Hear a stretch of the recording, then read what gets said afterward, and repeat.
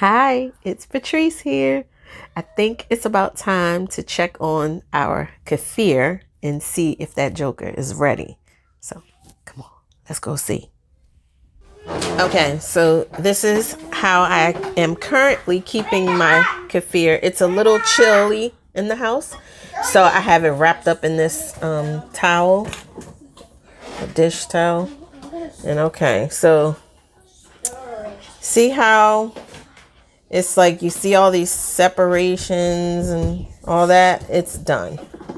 So if I let it go for too much longer, it'll start to get, and you can see them down here too, it'll start to get to be kind of like it'll be like more sour. Let's see if we see anything from the bottom. It's just like you see the bubbles and all that. So that's all the fermentation and stuff. So all right, let's go and do the rest. All right, so these are the ingredients, I suppose, and things that I need to do this for my particular brew. So you'll see how I use this. This is what I keep in the fridge. We didn't really drink very much today, so I'm gonna have to get another container, either a larger one or just an additional one. And this is what was brewing for the last like 24 hours. And then my stevia, and I have my sea salt. And this is my raw goat's milk that I go and get. And this plastic strainer. So I'll show you how I use those now. Okay, actually the first thing I really wanted to show you was how this looks when you go inside. So this is how it looks. Usually the grains will come on top, but and float, but they don't always necessarily do that. And like, look how this looks right here. I have my grains have really multiplied quite a bit, and so you don't have to do all this. I just do this and mix it up a little bit because I don't want it to just glob into the bowl that I put it in and then splatter. So you can see this is not very, and that's like a grain right there. You can see it's not very thick. It does not render a very thick kind of thing. So see, it's pretty thin, but it does actually thicken up some in the refrigerator. So if I go get a cup, I'll show you how it actually looks pouring it into a cup. So I'm going to pour some that was in the refrigerator in here so that you can see how this pours out. You see how, like, one of the things you want to look for, I'm waiting for this to, there we go, for this to focus. You see how on the sides it looks like they say delta rivers, but I say stretch marks.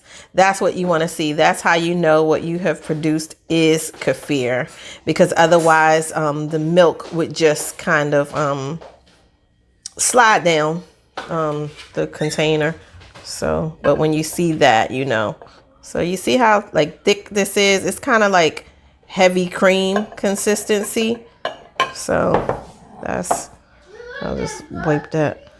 That's what you're looking for when in a finished product when it comes to raw goat's milk. And if I like leave this for a bit, you'll start to see that Delta River thing happening. I'll just leave this and maybe we'll come back to it if I don't forget. But you'll see the configuration. So all right, so now I stirred this up a little bit just to get things a little more, I guess, coagulated. Not, the thing is with goat milk, it's already homogenized, so it can separate if you leave it for too long, but it's fine. It does a better job staying together than cow's milk, I hear. I haven't used cow's milk though, so my only experience is that of using the goat's milk. So I'll move this a little closer so that you can kind of see. I might have to, let me see, lift this just a little bit like this so you can see. So what I tend to do here is I'll scrape the sides a little bit. Yeah, I'm gonna not be able to just hold this like this because I need to move this up because it's so far down. So you see, this is the grains. These are the grains. And what I do is I just kind of move this around a bit. And my grains have really, really multiplied. This used to be a 1 tablespoon of grains. I'll look for the picture to see if I can post that. But I'm gonna just stir this a little bit around to remove as much of the kefir as possible and leave pretty much just the grains. So let me do this. I usually do like this on the edge. You see how thick that is at that point? And that is perfect. So these are the grains. This is what's left. And like I said, this was nowhere near this amount when I first got it a few weeks ago. And it's really cool to see them grow. So when it gets to this point, you have several options. You can actually eat these. It's very nutritious, very good for you. You can give the grains, some of the grains to your pets. A lot of people have fed dogs and cats and chickens and more with these grains, and they have healed of all kinds of illnesses, even like near-death experiences. This has helped animals. And also you can, what I plan to do is, one of the things I want to do is share them. So you can share some, and you would only need to share maybe a heaping tablespoon. You could even do a teaspoon because they're gonna multiply, and they multiply fairly quickly too.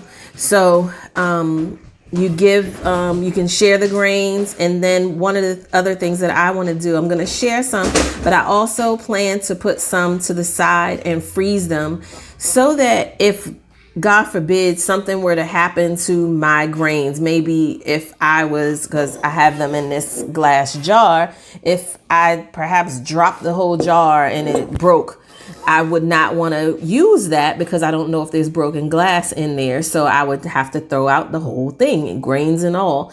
And so in that case, I would want to have some grains left to the side that I could, keep going with, and I wouldn't have to wait for more to come in the mail and, all that. So I'm going to take some of these, not today, but I'm going to take some of these soon and freeze them. Once it gets to a point where I cannot use this size container, and this is about a quart, actually, this particular container. So about 4 cups or so I can fit in here of milk.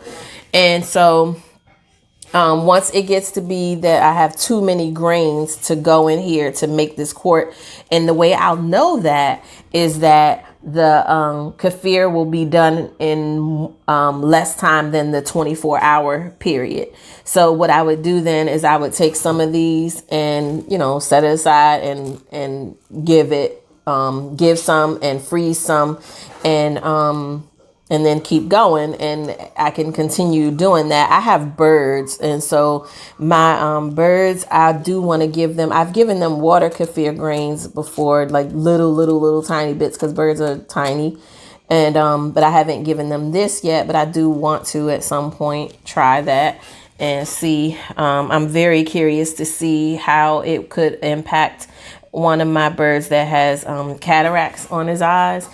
And that the reason is because I know of a human being who has used this. He had cataracts such that he was going to have to get surgery, and he started drinking this, and he did not have to get that surgery. So, and his eyes actually got better. So I'm wanting to see if it could help my little birdie which is actually the bird's name, Birdie. So all you do to make more is you got to just keep feeding these. You think of this as a pet. It's a living being. So you just plop the grains back into the container. You don't wash out the container. You don't rinse off the grains or anything. If you ever did want to rinse them for whatever reason, you would rinse them with more milk. You would not rinse them with water, because we just want to keep our grains happy and healthy. So as you can see here, I just plopped my grains in here. Hope you can see that well. And all I'm gonna do now is just pour milk over it. And my milk is actually very cold. It actually, if you can hear, it has it's a little frozen still, because I buy gallons of these, upwards of like 10 gallons of milk, and then I freeze most of them and get them out as needed. And so I'm seeing little clumps of ice come out every now and then, and it's okay. My grains have still thrived and done very well despite the freezing cold milk. And so I just put this top on, put that down, and I'm gonna wrap this back up and put this back over by my Keurig, which I obviously, as you can see, don't use very much because I store my Kefir there. But with this, so this, you can drink this as is. You can add fruit to it and just let the fruit just sit in it. You can let it sit out for maybe another hour or up to 4 hours with the fruit and then refrigerate it. Or you could put it in the fruit and drink it right away. You could put it in the fruit and you can use, I have the mixer, the handheld, and I'll sometimes mash it all up together. I've done a few different things. I've done mango nectar. I've done bananas mashed up in there, and then I'll put some of this better stevia. In fact, I'm gonna do that with this, and just do a few of those. I usually end up doing too much, and I put a little bit of salt too, because I like to kind of have a balance of flavors. So, and this probably, it has like a little bit of grains on there, but it's okay. It's okay to consume those. Not an issue at all. And so I'll just stir this up. I'm not going to add any fruit to this because it's just fine with just a little sweetener. And it's like perfectly fine that way. So I stir it up. And look back to this cup. Remember I mentioned it would have those the streaks, and there they are. You can see them really well, the little stretch marks, which indicates that it is kefir and not just milk. Although, like, see how runny this is right now, it will get a little bit thicker with refrigeration. So now I'm just gonna taste this a little bit. I don't know why I love using this little spoon. Well, no, I do know why, because when I put the grains in this, I love to kind of break them up a little bit, because when the bigger clumps are not gonna change your milk into kefir as well as the little new baby clumps. So like the little teeny ones, those are the new ones, and those are the ones that are doing most of the work to make it into the kefir that you want. So I'm gonna taste this a little. Yeah, it's perfectly fine. As far as the level of sweetness, I don't have enough jar and space for this, but I'm just gonna pour what I can in here, and I'll get another jar, or my boys and I, girls, somebody who might drink, the rest of this. So I'll just take this and I put this in the fridge. This keeps in the fridge for a couple weeks. And so there's a lot of different options with this as far as being able to make it however you like. You can I'm trying to adjust this. You can make it sweet, you can make it savory, you can add it to dressings if you like. You can add it to Like I envision if I were to do like a macaroni and tuna salad or something, I could see putting some plain kefir, obviously that I didn't sweeten, in there, maybe in lieu of the mayonnaise. And you can actually make a mayonnaise with this.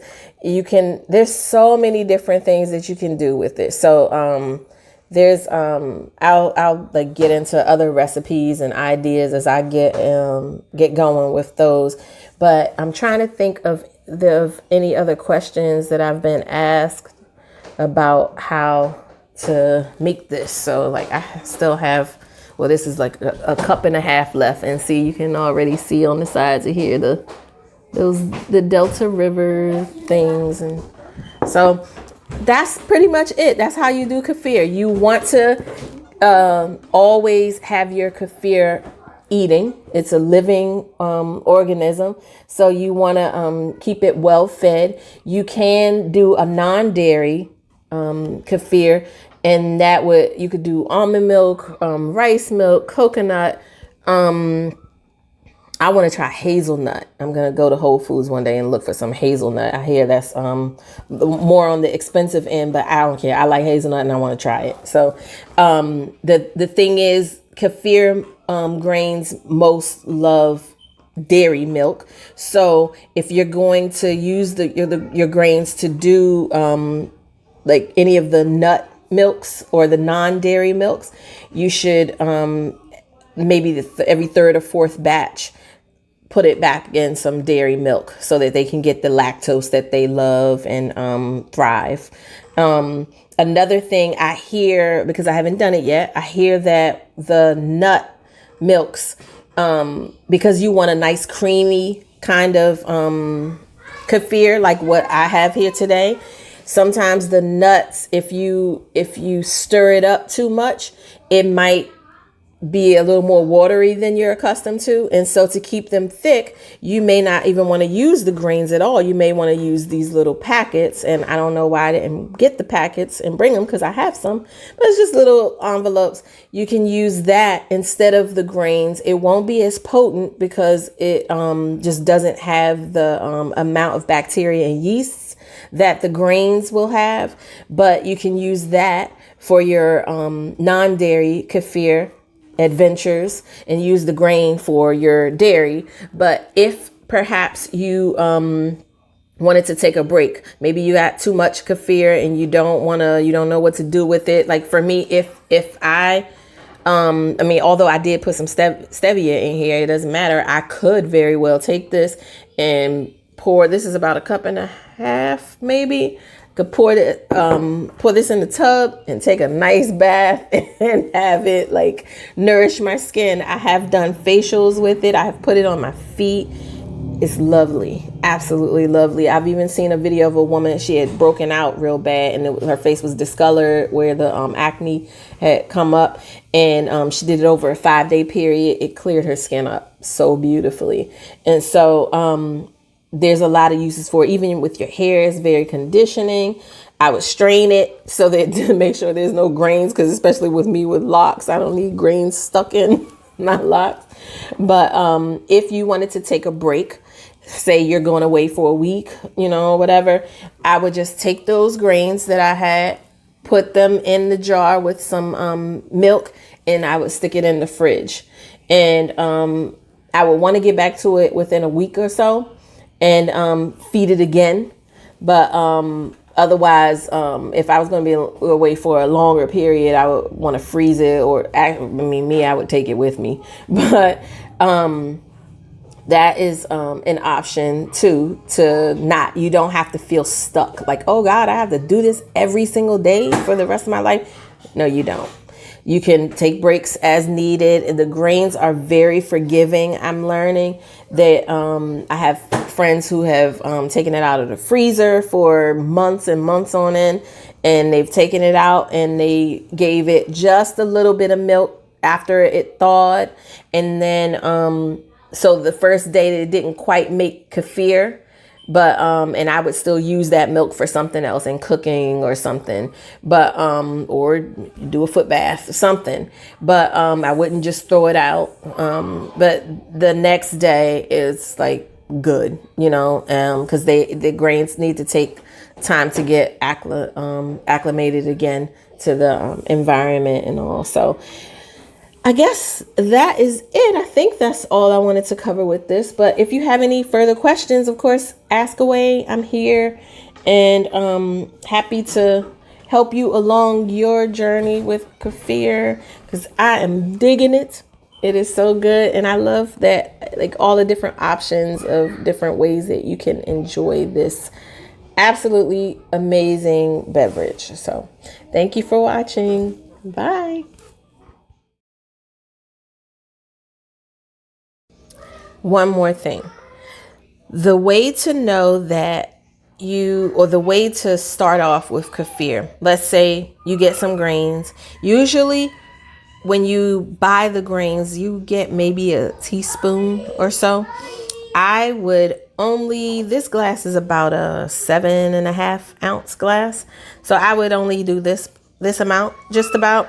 And once you first get them, you don't necessarily expect to get actual kefir the first day, because again, the grains have to get accustomed to the new space. But I would do just a cup, and like maybe the second day you'll get actual kefir, and I would continue to do that for several days, maybe 3. And then when you start to notice that your grains are magically multiplying, then you can transfer them to a bigger container and start to do a little bit more. I would do it maybe half a cup to a cup increments, more of milk added. And then over the 24-hour period, you'll see like if your grains start to produce the kefir where it's like you can see it's separated and all that in the jar, and it starts to do that in under 24 hours, you know that you either need to remove some of the grains or add more milk. So and if it takes longer than 24 hours, then you need to either, unless you have more grains to add, you can do that. But you need to take back some of the milk, or add less milk next time, because the amount of grains you have aren't ready to produce that amount of kefir just yet. But it all happens pretty quickly, the multiplication. So so I think that is it now of what I wanted to share with you about this. So again, bye. Thanks for watching.